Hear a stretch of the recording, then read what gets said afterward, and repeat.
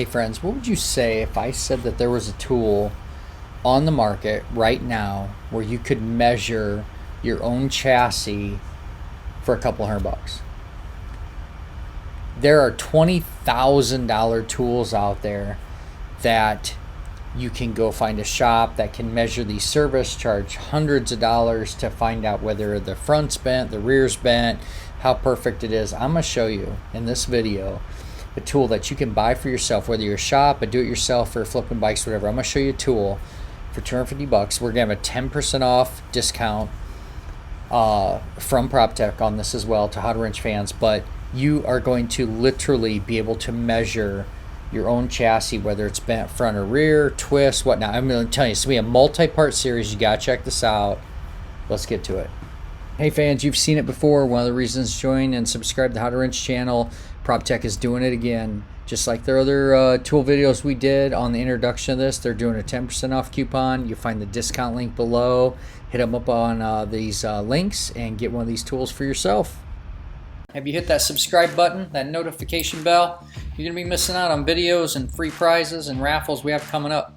This video includes timestamps, so check out the description below if you want to bounce ahead and just grab the info that you want. All right, friends, as promised, we are here at PropTech with the owner, the inventor, the genius here, Chaba. But I want to point this out because fans of the channel would really recognize the videos we did on both these tools. Let's go ahead and open these up here.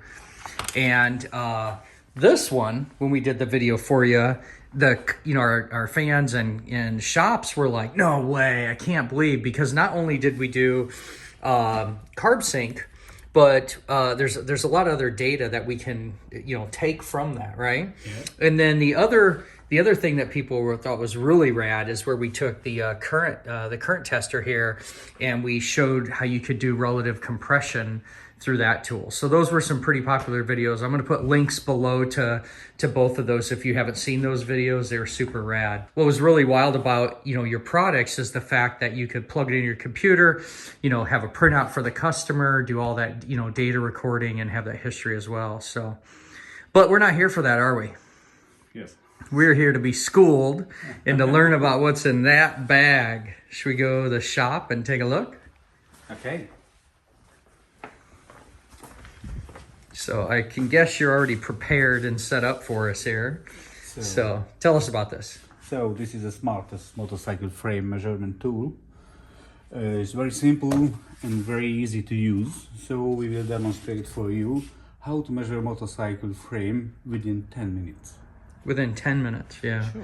My video might be longer because I'm going to be asking questions, but we get the idea. But here's what we're going to do. I've been working with Chaba here for quite some time, a couple of years now. Yeah, yes. It's crazy it's been that long. But we're going to really make this an educational video and really show like the real benefits of what you can gain from this. So real quickly, what you can do with this is you're able to take some measurement points and determine if there's twist in the frame. So you measure the overall motorcycle between the center line to the front and rear axles, and then you can take this attachment as well and see if there's twist in the neck or whether it's a bent fork or so on, all in 10 minutes. So while Chaba's setting this up, I was thinking about like, who is this tool for? And so we happen to have some sport bikes in here that we're looking at, but this is for, all motorcycles. You were talking, you could do it scooters, you could do it anything that you can install this in. But if you are a shop doing repair services and you don't want to take that risk to where you throw a bunch of parts at things. I'm going to tell a story later in the video where I lost my butt on a bike that I put all the new front end, all this stuff on it, and ended up having a bad frame. And back in 2000 I had no way of measuring it, but let me tell that story later in the episode here. But if you're offering those services, that'd be a really nice way to prevent like thousands of dollars spent and then find out that bike won't run down the road straight.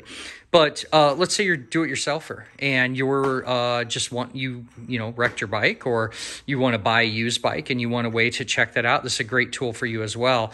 And then thirdly, just thinking about all the people out there that are flipping motorcycles and really going to looking at making some money on this stuff. This would save you a lot of problems for purchasing the motorcycle correctly. Now, that doesn't mean you might not buy it for parts, but it might help you to get it to a parts price versus a whole motorcycle by being able to show even the seller like, hey, this thing's bent, you know, it's got a problem.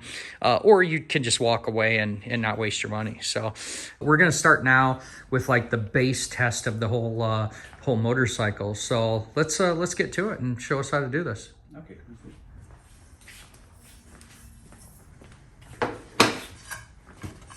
So as he's unpacking this, I'm going to kind of talk through some of this because I did get to use this in my shop and excuse me, started playing around with this. But it's got these rods that are going to go through the axle point, the swing arm point, and what he's got set up here are some different accessories that we can actually take like the nut off if needed. So say this was a solid bolt and we couldn't get through. So you could take this nut off and there's these different adapters we could thread through here so that we can gain that access. We could see that one's hollow, so he went right on through. Okay, just before.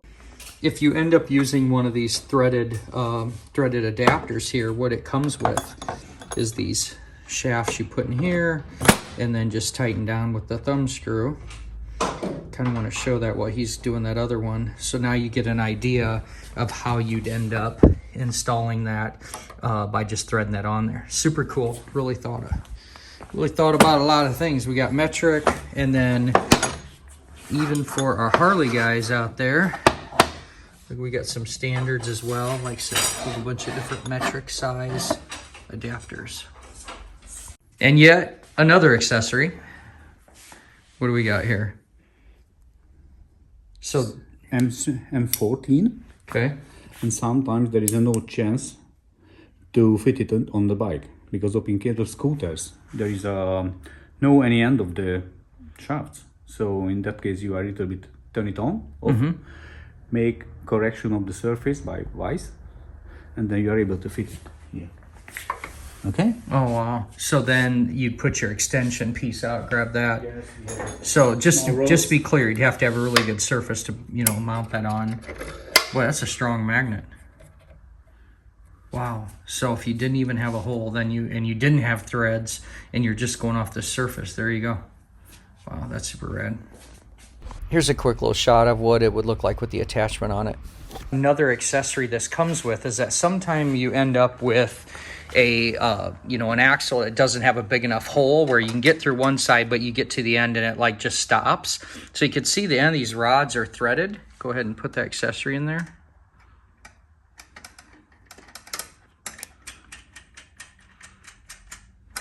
In that case we have push and we fix the measurement here. Okay? Okay. That's all.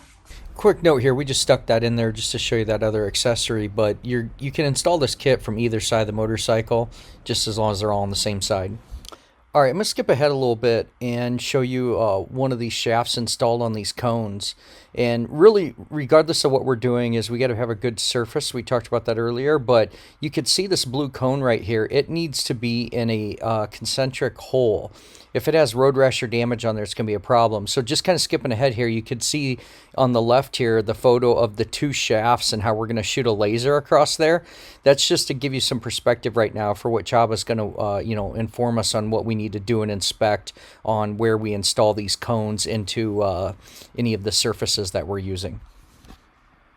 Yep. We have to control the end of the axles because of in case of damage we are not make easy correct measurements. So if you crash this one, in that case the road will be not in the center. Yeah, so what I'm going to do, why don't you check out this little video real quick of him putting a file across this and cleaning up some road rash. Because, for a lot of people when they're going to use this tool would be after an accident, especially like a shop, for example, that wanted to sell services, to their customers to check for, frame damage after a wreck. It's going to be really important. And yet another accessory. So you're going to run into some applications where the small cones just aren't enough and you have a pretty large hole. What bike were you talking about? You gave an example. BMW, Ducatis, Triumph. Yep. So in that case, you cannot fix the measurement rows because of the hole. It's too bigger. Yeah. So you're making these big cones to go through. Yep. And you can make it on the position. All right, show us how you're going to actually put the cones on to lock it down. So this is a conical here. And you have to get a bit tight it and push it to make it fix. Okay? Got it.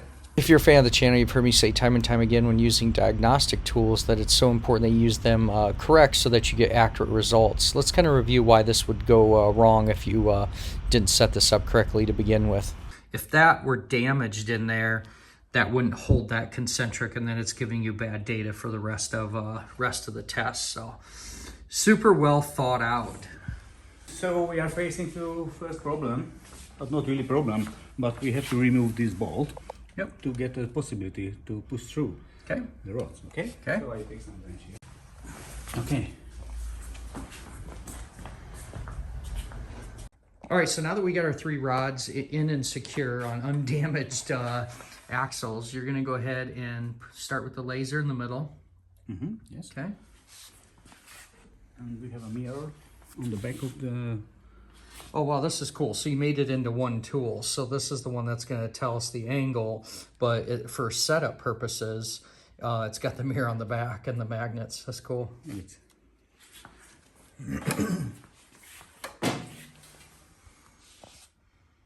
All right, let's just talk this through real quick. So what we're doing is we're checking and verifying that the 2 rods are parallel to each other. So we can't adjust the center one, so that's our stationary one. And what we're doing is we're setting that reflection. That laser beam shoots off the center, hits the mirror, and reflects back to itself on the scale.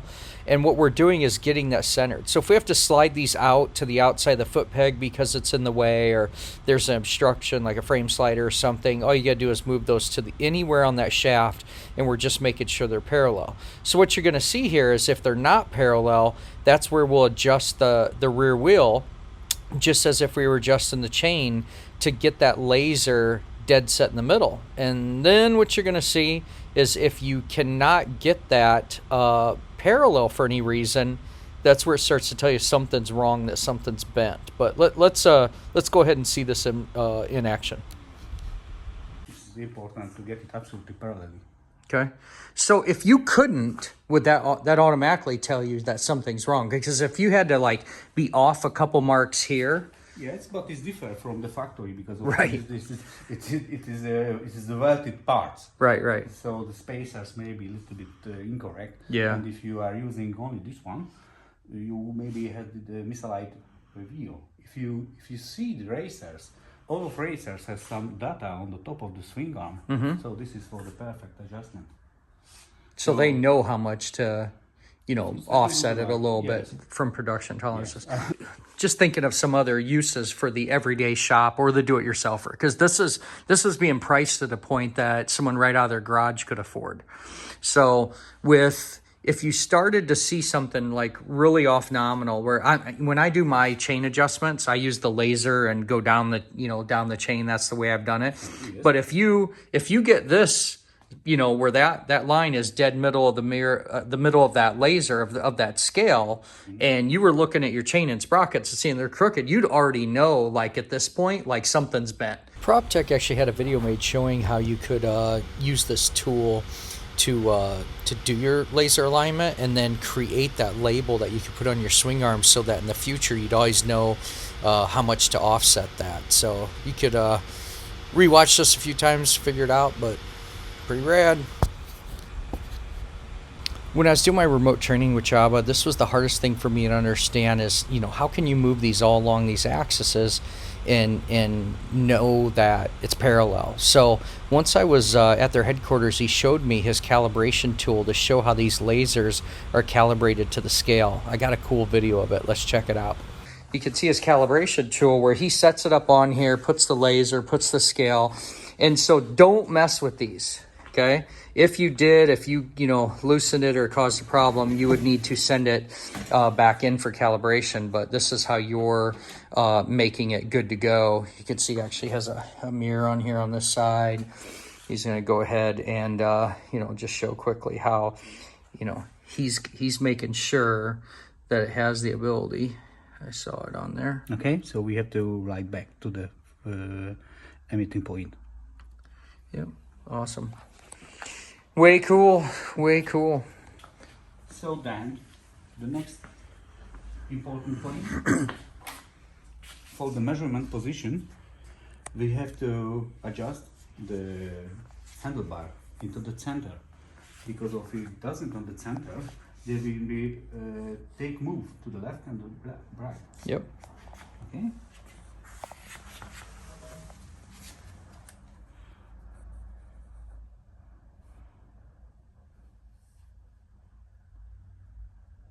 So it will be not so easy. So what you can't see me doing here, because I'm filming and adjusting the handlebars at the same time, is I'm just tapping the handlebars until that laser lines up right in the middle of the scale. And if you're working alone, it's better to tap the handlebar like that than to aggressively grab that rod all the way out there. It's just better to tap it into place than yank on that rod. And then So what we've done right now is we've just we made are it. in the measuring position. Yep, we're at the point of now being able to go to the next tool. So we just have to switch on the measurement and make it to 0. Okay. Okay, then we are fitting in the same position to the real thing down. This is the difference. Yep. And you said even in the maximum manual, at the back in 0.4 degrees. 0.4 0.4 in the back. at the back, and the front 0.3. Oh, this is Oh, exactly 0. that. Yeah. Wow. Okay. That means this bike's looking pretty good. Yes. So we got the result. And that's literally it. So you have one more time on the front. What's the max on the front? 0.3. 0.3. So Because of the length of the point, it's much wider than the length of point of this one. oh, You sure. see? Yep. If you have a small difference, Yep. can cause a little bit wider at the top. That At makes the touching point. that makes complete sense. So So at this point, if you had more than 0.4, you'd be like, something's wrong. Okay, we either have a frame or we have a in the back, swing arm bent. it's only Yep, a swing arm. yep. It's something back there at that point from this point. And then on the front, you would obviously know that something's wrong. But at least it gives you a point of diagnosis. Like, do I want to go here or do I want to go there? So if you were going to someone's dealership or someone's garage to buy a used motorcycle and you threw this on there really quick and you had 0.8 and 0.5, you'd probably not want to buy that motorcycle, or you'd get it really really really really really cheap, knowing that you'd have to put some money into it. Yeah. And that's super cool. So what happens right now, how sensitive is this if you turn the handlebar and made it bad? How much will that change the angulometer on there? Well, that tiny little bit of the handlebar that you just moved pushed it out of spec. So that means it's measuring that accurately. Wow. I don't know if you could see that. Go ahead and move it. Go ahead and move the handlebar back and forth. You can see how Yeah. that is changing. And if you look, so let's look right there. So we're at 0.5 there. And if you look at this motorcycle, it doesn't look bad. Like that, just eyeballing it, you're like, oh yeah, that looks pretty good. So I don't know about you, but how many times in my life have I went up to buy a motorcycle and I climb on it, okay? I get up on here and I jump up on and I grab the handlebars. Like, yeah, everything's looking pretty good. I definitely can't see that in the handlebars, but this tool will tell you, hey, something's going on here. I would say too, from what I'm learning about this too, that base, the first measurement you get's really important, or that when you set the tool up is really important so you don't get bad data too. So the ways, let's think about how you could get it wrong. If you had damage in here, Yes. and the cone was not being able to sit the way it is, that could give you bad data. If the front chain is not in the center position. Yep. And then, man, it's so cool to be able to, perfectly set that up to get that straight. And that's awesome. Well, I don't think you were lying when you said 10 minutes to check a bike out. There was no joke.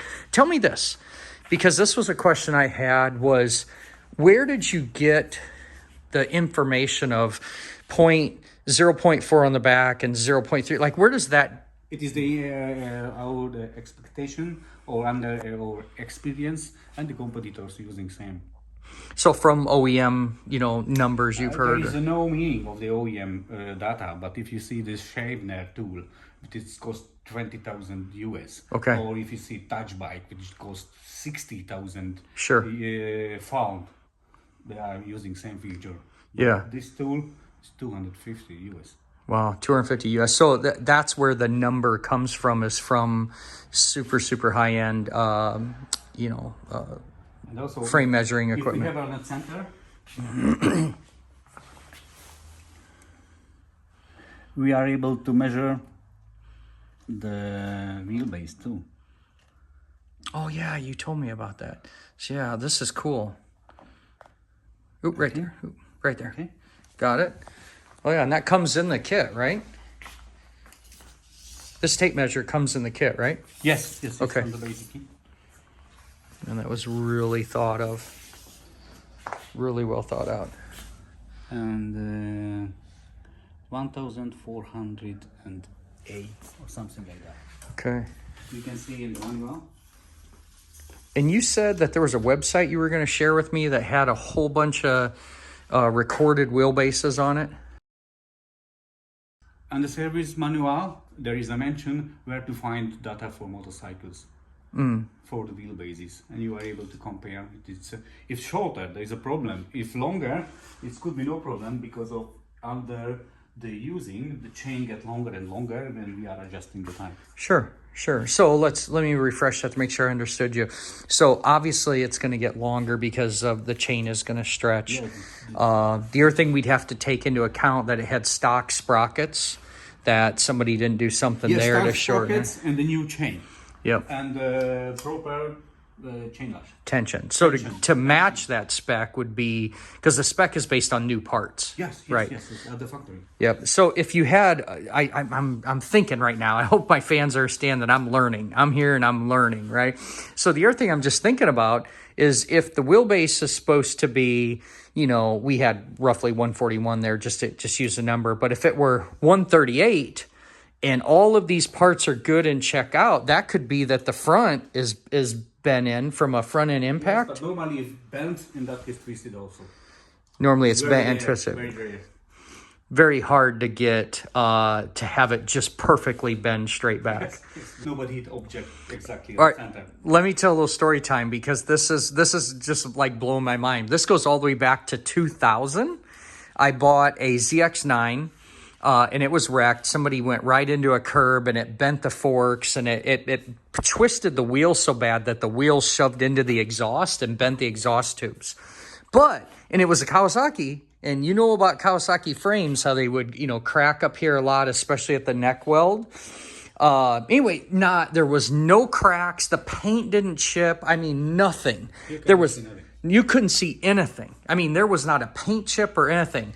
And that was what I was determining on buying the bike, because at the racetrack, every time you'd see someone wreck on a Kawasaki, the neck would break. Like, you'd see a lot of welds that were breaking up here. So I was like, dang, I'm not seeing the paint even chip or anything. So I buy the bike, and I throw a fully adjustable like ZX7 front end on it, and I getting used parts off eBay and this and that, and we rode it around with no lower fairings for a long time because I just didn't have them. Well, when I went to sell the bike, it was the first time that I thought, well, I better throw some fairings on there, and I went to put the lower fairings on, and they wouldn't fit. The wheel was hitting, and I'm looking at it, and I go, man, I never noticed, but that tire's pretty close to the exhaust. And I just was like, what the heck? Well, we ended up measuring the wheelbase, and it was like 2 millimeters shorter than the spec. And I'm telling you, that bike handled perfectly. I never noticed anything, but I ended up just parting the bike out because I didn't feel comfortable enough to sell it to a customer. But I'm not kidding you, my friends. Like the way when I would put the fairings on and couldn't get the fairings on, the tire was all the way inside here hitting because that front end was tucked in. And it was the craziest thing. With that being said, and telling stories is kind of fun, this tool would have just stopped from putting all that money into that bike, because I put a front end on it and I put a wheel on it and I bought fairings, and all that was wasted money because the frame was bent. So this tool would have saved me from purchasing that bike that just didn't have the value in fixing. So that's one thing I'm really excited about this. I think here's another thing, if you're flipping motorcycles, this is the tool for you. If you're trying to make money and you're buying used bikes and flipping motorcycles, this is a great tool to stop you from either wasting your money, or you get the option that you're talking to the person selling it and you're showing them like, hey, maybe this bike's only good for parts. Might be a way for you to get a really good deal by realizing that, that's all the bike is really worth. But super cool. Well, what should we do next? Should we go and show them how to check for the frame twist? Oh, we can do on that side. Okay. We don't have to remove nothing. Okay. All right. And we can show how the adapter is working well, because we cannot go through this axle. Okay. So while everybody here, just to shorten up this video, once you jump on part 2, I'll have a link below in the video. All right.